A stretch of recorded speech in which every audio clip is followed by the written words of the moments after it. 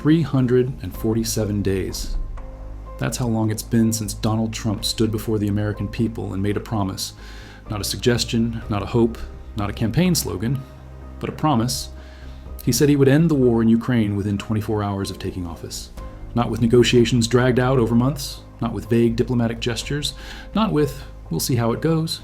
24 hours. And now, nearly a year later, the war is still raging. Cities are still burning. Missiles are still falling. Ukrainians are still dying. And what happened recently in Florida, quietly, behind closed doors, may explain why that promise was never really about peace at all.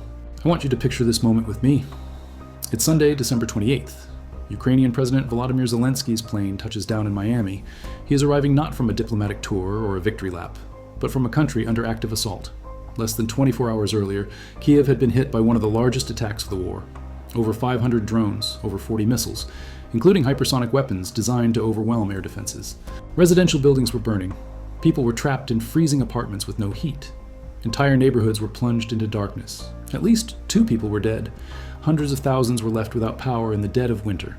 And as Zelensky steps off the plane, the leader of a nation fighting for its survival, there is no Secretary of State waiting, no national security advisor, no senior U.S. diplomat. His own ambassador is the welcoming committee. And here's where the story takes a turn that should make everyone pause. Because before Zelensky ever sat down at Mar-a-Lago, before he presented his peace proposal, before he spoke about security guarantees for his people, Donald Trump had already spent over an hour on the phone, not with U.S. intelligence officials, not with his national security team, but with Vladimir Putin, the man who launched the invasion, the man whose missiles were still falling on Kyiv. Trump later described the call as good and very productive. Think about that sequence. You're Zelensky. Your capital is still smoking. Your people are burying their dead. And the leader of your most powerful ally has already spent the morning chatting with the man killing them. What happened next is where the story stops being about diplomacy and starts being about theater. After Zelensky arrived at Mar-a-Lago, after the formal greetings, after the cameras were set and the talking points prepared, the 2 leaders finally sat down. Zelensky came with something concrete, not slogans, not vibes, not "we'll figure it out later." He brought a 20-point peace framework. It addressed security guarantees. It addressed military arrangements. It addressed reconstruction. It addressed what Ukraine could accept and what it could not. And for a brief moment, something unexpected happened. Trump emerged from the meeting sounding optimistic. Zelensky sounded cautiously encouraged. They told reporters they were nearly aligned. Around 90% agreement on the framework. Security guarantees? Largely agreed. Military dimensions? Largely agreed. It wasn't peace, but it looked like movement. And that's exactly when everything suddenly fell apart. Just hours after the meeting, almost surgically timed, the Kremlin dropped a bombshell. Russian state media began reporting that Ukraine had just launched 91 drones at Vladimir Putin's personal residence in the Novgorod region. Not a military base, not an intelligence facility, not a logistics hub. Putin's residence. They called it a massive assassination attempt. Russia's foreign minister, Sergei Lavrov, a man who almost never publicly briefs on military incidents, suddenly appeared in front of cameras. He said Russia would be revising its negotiating position. He said retaliation was coming. Let's pause here, because this wasn't just an accusation, it was a narrative weapon. The message was clear. Ukraine is reckless, Ukraine is escalating, Ukraine is sabotaging peace. And just like that, Russia had an excuse to harden its stance, to walk back any concessions, to blame Ukraine for derailing diplomacy. Here's the part that should genuinely unsettle you. After the Kremlin made this claim, Putin personally called Donald Trump. According to Russian officials, Trump was shocked. Trump later told reporters that he was very angry at Ukraine. Angry, not skeptical, not cautious, not "we're investigating." Angry. All of this happened without evidence, without consulting U.S. intelligence, without asking even the most basic follow-up questions. The timing couldn't have been more precise. Ukraine and the U.S. had just announced broad agreement. Security guarantees were on the table. Momentum, fragile as it was, existed. And suddenly, Russia manufactured a crisis that flipped the narrative. Here's what viewers weren't told at first, and what makes this moment so revealing. Trump's own intelligence agencies didn't buy the story. The CIA conducted an assessment, and sources now confirm that CIA Director John Ratcliffe personally briefed Trump on the findings. There was no attack on Putin's residence, none.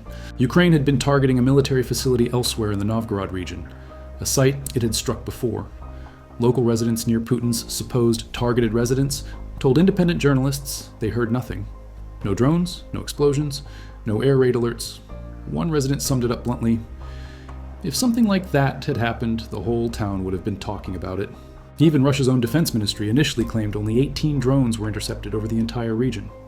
Only after Lavrov's dramatic statement did the numbers suddenly balloon, with 49 more drones allegedly shot down hundreds of kilometers away and retroactively declared part of the same assassination attempt. It was, as one analyst described it, perfectly timed theater. After the CIA briefing, Trump shifted. He reposted an editorial with a striking headline, "Putin attack bluster shows Russia is the one standing in the way of peace." No dramatic press conference, no apology to Ukraine, no acknowledgement that he'd initially believed a fabricated claim. Just a quiet pivot.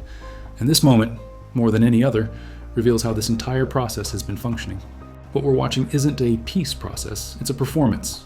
A performance where Russia escalates militarily while claiming victimhood, Ukraine is forced to constantly prove its reasonableness, and the United States plays referee while leaning harder on the invaded country than the invader Russia negotiates during the day and bombs at night.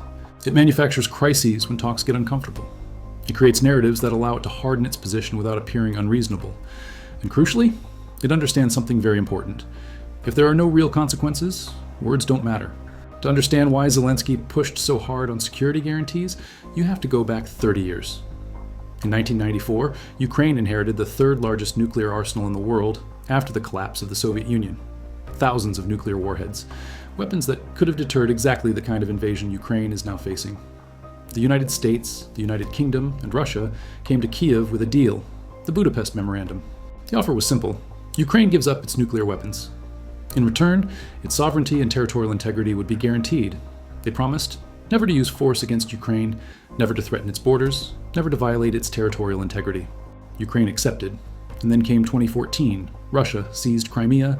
Then came 2022. Russia invaded the rest of the country. The Budapest Memorandum became, in Zelensky's words, a monument to short-sightedness in strategic security decision-making. So when Zelensky stood next to Trump at Mar-a-Lago and said Trump had offered 15-year security guarantees, he wasn't being ungrateful. He was being cautious. When reporters asked if 15 years was enough, Zelensky didn't hesitate. He said he had asked for 30 years, or 40, or even 50. Not symbolism, not abstract language, an historic commitment that would fundamentally reshape Europe's security architecture. Trump's response? He said he would think about it. But here's the real problem. When pressed on what these guarantees would actually mean, who enforces them, how violations are punished, what mechanisms exist, Trump dismissed the question entirely. He called it a dumb question. That's not a throwaway line. That's the President of the United States dismissing the most important question facing a country fighting for its survival. What comes next? And while all of this was happening, while guarantees were vague and enforcement mechanisms non-existent, Russia's position didn't change at all. They still demand full control of the Donbass, a permanent ban on Ukraine joining NATO sanctions, relief recognition of stolen territory. They still occupy the Zaporizhzhia nuclear power plant, Europe's largest, a plant they seized by force in March 2022. And Trump publicly praised Putin for being very good about not bombing it. Let that sink in. Putin steals a nuclear power plant and gets credit for not destroying what he stole. Pressure only flows one way. There's a phrase that keeps coming up in these negotiations, sometimes explicitly, sometimes quietly implied. Compromise? And on paper, compromise sounds reasonable, responsible even. It sounds like the grown-up thing to do. But here's the problem. In this so-called peace process, only one side is being asked to compromise. Ukraine. Ukraine is asked to show flexibility. Ukraine is asked to be realistic. Ukraine is asked to make painful concessions for the sake of stability. Russia, meanwhile, is allowed to escalate, fabricate, bomb, occupy, and threaten, and still be treated as a serious, good-faith negotiating partner. This imbalance isn't accidental. It's structural. The land. When Donald Trump was asked what the biggest unresolved issue in negotiations was, he answered with a single word. The land. Some of that land, he said, has already been taken. Some of it is maybe up for grabs. Up for grabs. Those three words should chill anyone who understands what's actually happening on the ground. We're not talking about empty fields on a map. We're not talking about theoretical borders drawn with a pencil. We're talking about cities, neighborhoods, homes where families lived for generations before Russian troops arrived with tanks and artillery. Territory where civilians are still being killed, where children are being deported, where property is being seized, where Ukrainian identity is being erased, and the President of the United States describes it as up for grabs. Ukraine's position, and why it matters. Zelensky's response was measured, but firm. Ukraine, he said, has to respect its own laws. It has to respect its own people. Any decision about territory would require a referendum, not because it's convenient, not because it's symbolic, because under Ukrainian law, that land belongs to the Ukrainian people, not to any one president, not to any foreign power, and not to any negotiating table. And polling makes the stakes clear. 76% of Ukrainians say they will not accept recognizing occupied territories as Russian. 76%. That's not a divided society. That's not a narrow margin. That's a country overwhelmingly rejecting surrender.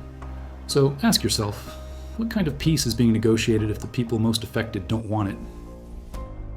Russia's answer to diplomacy.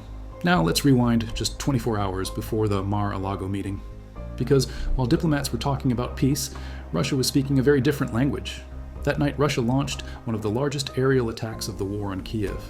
Over 500 drones, over 40 missiles, including Kinzhal hypersonic weapons designed to evade air defenses. This wasn't a military necessity, it was a message. The message. Zelensky called it Russia's answer to peace efforts, and he was right. This is how Putin negotiates, not through compromise, but through destruction. A woman in Kyiv named Olena Karpenko described what she heard that night. She heard a man burned to death. His scream is still in my ears, she said. I can't believe it. More than 10 residential buildings were damaged. 2,600 apartment buildings lost heating.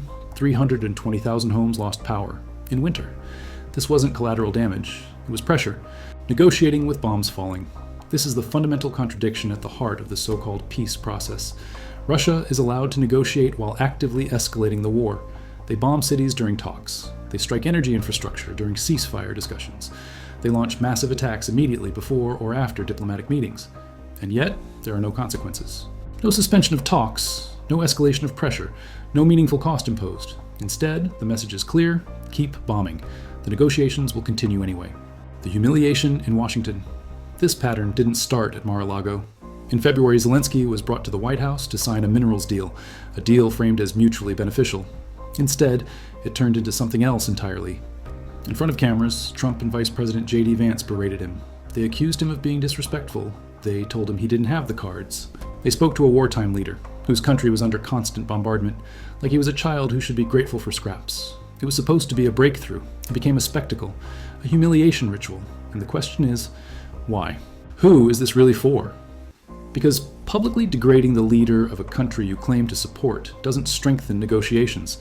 It doesn't build trust. It doesn't encourage compromise. So why do it? The answer lies in understanding the real audience. This isn't primarily for Ukraine. And it's not even primarily for Russia. It's for the American public, for the segment of the audience that sees diplomacy as a performance, as dominance, as strong men forcing others into submission. It reinforces a narrative. Trump is the dealmaker. Trump is in control. Trump bends others to his will. But theater is not strategy, and theater doesn't stop wars. The global reaction, and what it reveals. When Russia claimed Ukraine had attacked Putin's residence, several countries immediately condemned Ukraine. The United Arab Emirates called it unacceptable.